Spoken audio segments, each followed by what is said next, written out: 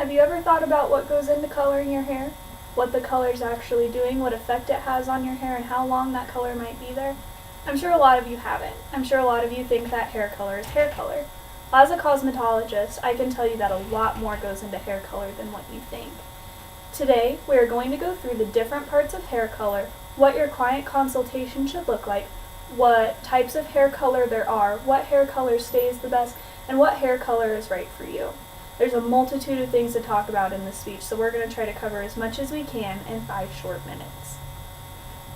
The first and most important part of any service is client consultation. Client consultation means you sit down with your client and you figure out everything that's gone to their hair. You gather up a Carfax, a hair history of their hair. So some things you need to look at are the porosity of the hair, the elasticity, and the density. The density of the hair is how many hairs are contained in every square inch. Someone who has really fine hair probably doesn't have a medulla, and what a medulla is the very centralmost part of the hair, and this means that this fine hair is going to take and grab color quickly. So if they have fine hair, you might want to think about what volume of hair color you're going to use. There's 10, 20, 30, and 40 volume. This basically says how much damage you do to the hair and how fast the hair color processes. So, after you're done looking at density, you need to look at elasticity. And elasticity is how far your hair can stretch when wet without breaking.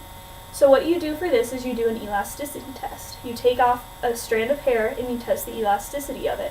And then you can kind of gauge how strong your hair actually is. After this, you do a porosity test. And a porosity means how porous or how damaged the hair already is. So you take a strand of hair and you put it in water. If it sinks, it's very porous. If it floats, it's still alright. A big thing to test this for is when you're going to lighten or bleach the hair. If the hair's already porous, you don't want to damage it more than it is. Now, you've already heard me talk about the medulla. The medulla is the very centralmost part of the hair, and not everyone has a medulla in their hair. The other two parts of the hair are the cuticle and the cortex. So, in the spectrum of furthest out to farthest in, it goes cuticle, cortex, and then medulla. And when you deposit hair color, you're opening the cuticle and depositing the color into the cortex, and then you close the cuticle to seal the color inside.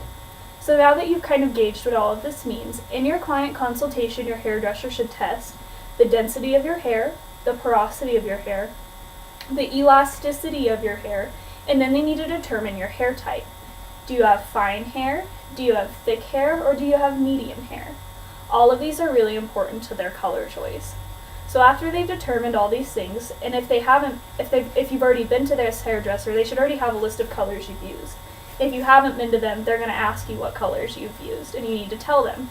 Or you need to get a list from your previous hairdresser, or you need to kind of gauge what you used. P.S. Never use box dye. It sucks. So after you've gauged all of this, it's time to talk about what you want from your color. Do you want your color to stay for a long period of time? Do you want just an overnight color? Do you want something bright for a little bit and then for it to fade? Or do you want a permanent color? Do you have grays? Do you need gray coverage? These are all things you need to discuss with your hairdresser. So the kinds of color that there are temporary, semi-permanent, demi-permanent, and permanent. Temporary hair colors are like hair chalk. They're stuff that goes on there for a day and washes off. The Pro Color Accents by Conair is a type of temporary hair color. Then you have your semi-permanents, and semi-permanents will stay in for 2 to 4 washes. Then after that, you have your demi-permanents. Demi-permanents stay in a little longer. They stay really vibrant for about 4 to 6 washes. And then you have your permanent hair color. Permanent hair color is used to cover grays. It's used to make really bright, bold colors. A lot of people use red permanent colors. So then after you've done all this and you've kind of decided how long you want your hair to stay, you know what kind of hair you have, you know about your porosity, your elasticity, your density, then it's time to choose your color. Now be careful, I'm going to tell you some things about different kinds of hair color. Red, if you don't want to take care of it, don't get it. This is my red that's washed out over time. Yes, it looks a really nice reddish brown color, and I'm a natural blonde. So my red didn't stay well because I don't like to maintain color. I like to get it done once and I just like to have it. And since I'm at 5 minutes, I'm going to try to wrap this up. I talked for way longer than I thought I could have. So after you've kind of decided how long you want it to stay in, and then what kind of hair you have, how much hair you have, what kind of color you want, do you want to maintain it, do you just kind of want it to do its thing and you not have to worry about it and you come in every 6 weeks, then it's time to choose your color. And after you've chosen your color, there's a bunch of different color lines that I can't even get into because there's so many. So you're going to talk with your hairdresser about all of this. You're going to choose your color. You're going to apply your color. You're going to wash it out, take a look at it. Do you like it? Do you not like it? And then you're going to go from there. You're going to set up another appointment. They're going to write down your color in their book, and that's everything that goes into a client consultation.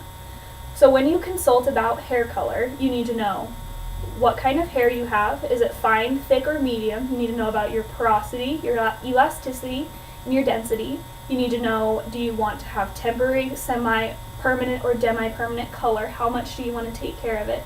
And you need to know what kind of damage it's going to do to your hair. If you lighten your hair, there is always going to be damage, because no matter what any hairdresser tells you, lightener is bleach. Lightener and bleach are two interchangeable terms. Lightener just sounds nicer. So if you're going to lighten your hair, you need to know you're using bleach. You need to have adequate hair color.